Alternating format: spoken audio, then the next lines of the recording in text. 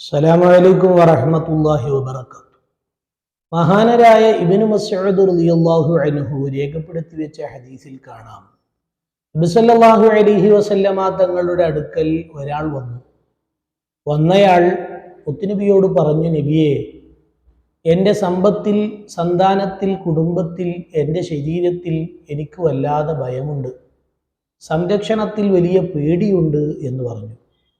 നബി സല്ലല്ലാഹു അലൈഹി വസല്ലമ തങ്ങൾ ആ മനുഷ്യനോട് പറഞ്ഞു, നിങ്ങൾ പ്രഭാതത്തിലും പ്രദോഷത്തിലും ബിസ്മില്ലാഹി അലാ ദീനി വ നഫ്സി വ വലദി വ അഹ്ലി വ മാലി എന്ന് ചൊല്ലുക. ആ മനുഷ്യൻ അത് കേൾക്കുകയും ചെല്ലാമെന്ന് ഏൽക്കുകയും ചെയ്ത് തിരിച്ചു പോകുന്നു.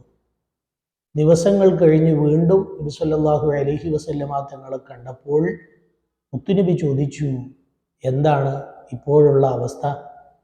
ആ സ്വഹാബി പറഞ്ഞു, അൽഹംദുലില്ലാഹ്, അള്ളാഹുവിനെ തന്നെ സത്യം. നബി സല്ലല്ലാഹു അലൈഹി വസല്ലമ തങ്ങൾ പഠിപ്പിച്ച ആ ദിക്ർ ജീവിതത്തിൽ പകർത്തിയത് മുതൽ വലിയ സംരക്ഷണമുണ്ട്, ഒന്നും തന്നെ നഷ്ടപ്പെട്ടിട്ടില്ല, ഒരു ഭയവും എന്നെ പിടിപെട്ടിട്ടില്ല. നമ്മുടെ ജീവിതത്തിലും നമുക്ക് പകർത്താൻ പറ്റുന്ന ദിക്റാണ് ബിസ്മില്ലാഹി അലാ ദീനി വ നഫ്സി വ വലദി വ അഹ്ലി വ മാലി. പ്രഭാതത്തിലും പ്രദോഷത്തിലും ഈ ദിക്ർ ചൊല്ലുക, ജീവിതത്തിൽ വലിയ സംരക്ഷണമുണ്ടാകും. അല്ലാഹു തആല വലിയ സംരക്ഷണം നൽകി അനുഗ്രഹിക്കുമാറാവട്ടെ. അസ്സലാമു അലൈക്കും വറഹ്മത്തുള്ളാഹി വബറകാതുഹു.